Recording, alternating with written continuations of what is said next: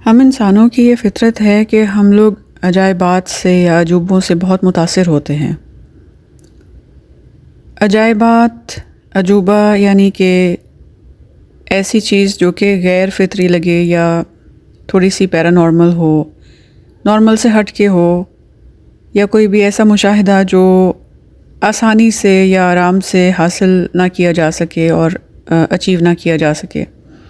ایسی اکثر چیزیں ہم عجوبے یا عجائبات کے نام سے مخصوص کر دیتے ہیں۔ اور اسی طرح پاکستان میں تو خاص طور سے میوزیم کو بھی عجائب گھر کہا جاتا ہے۔ تو ہماری عقلیں جو ہیں وہ عجوبوں کو لے کے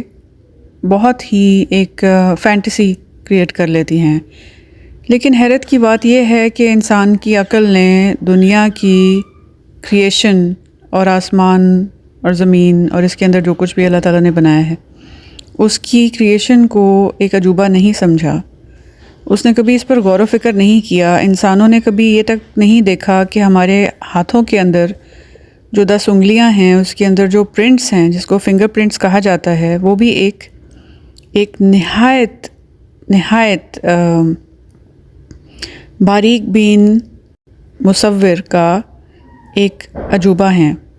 کسی بھی جگہ آپ دنیا میں چلے جائیں تو 2 لوگوں کے فنگر پرنٹس کبھی میچ نہیں کریں گے۔ بظاہر فنگر پرنٹس کا انسان کی بقا یا اس کی فلاح کے ساتھ کوئی ایسا گہرا تعلق نہیں ہے،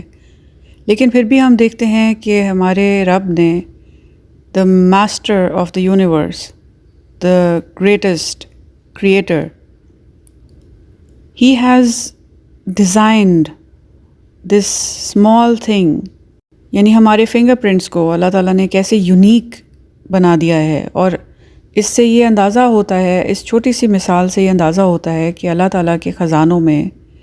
اس کی کریٹیوٹی میں بالکل بھی کسی لحاظ سے کوئی کمی نہیں ہے۔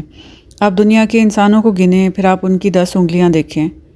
اور ملٹیپلائی بائی جتنی بھی آبادی ہے، جب سے لوگوں کا پیدا ہونا اور کریٹ ہونا جب سے سٹارٹ ہوا ہے تب سے دیکھیں،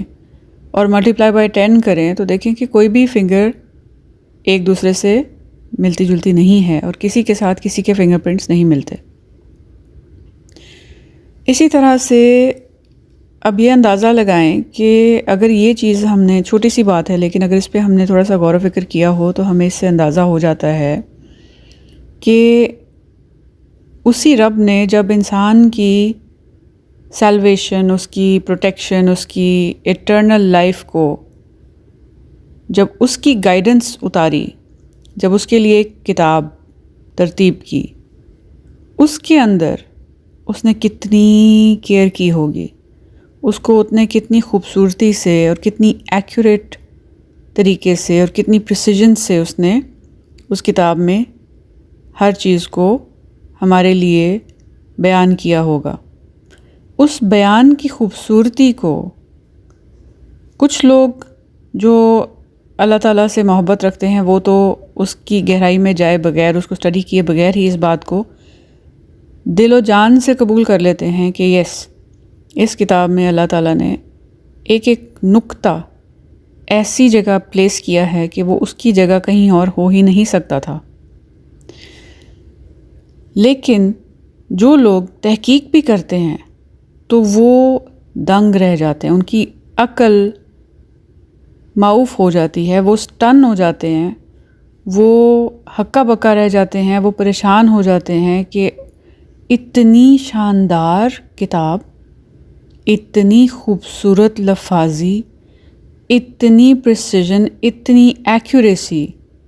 ایک نقطے، ایک حرف کا اللہ تعالیٰ نے ایسے خیال رکھا ہے قرآن پاک میں۔ اگر ہم اس کو پڑھیں، اگر ہم اس سے فائدہ اٹھائیں تو اس سے بہتر ہمارے لیے کوئی چیز نہیں ہو سکتی۔ اور اللہ تعالیٰ نے قرآن پاک میں خود قرآن پاک کے بارے میں بیان کیا ہے کہ یہ ہر اس چیز سے بہتر ہے جسے تم کلیکٹ کرتے ہو، جسے تم جمع کرتے ہو۔ وَهُوَ خَيْرٌ مِّمَّا يَجْمَعُونَ، یہ ہر اس چیز سے بہتر ہے جسے تم جمع کرتے ہو۔ تو اللہ کرے کہ اللہ ہمارے دلوں میں اس قرآن کی اپریسیشن ڈال دے، اللہ تعالیٰ ہمارے دلوں میں اس قرآن کی او ڈال دے، اللہ تعالیٰ ہمارے دلوں میں اس قرآن کی محبت ڈال دے. اور جیسے نبی صلی اللہ علیہ وآلہ وسلم نے فرمایا ہے کہ احرص علی ما ینفعک، ہر اس چیز کے لیے حرص کرو جو سے تمہیں نفع ہو. تو قرآن پاک تو ایسی چیز ہے کہ اس سے بڑھ کے کوئی ایسی چیز ہی نہیں ہے جس سے ہمیں نفع ہو اس دنیا میں. اس کو پڑھنے کا، اس کی پیروی کرنے کا جو ہمیں فائدہ ہے، اس سے بڑھ کے کوئی بھی ایسی چیز نہیں ہے جو ہمیں اس دنیا میں اور آخرت میں فائدہ دے. تو اللہ تعالیٰ ہمیں اس قابل کریں کہ ہم یہ بات سمجھیں اور غور و فکر کریں اور قرآن کو اپنی لائف کا، اپنے ایک ایک لمحے کا GPS بنا لیں. آمین.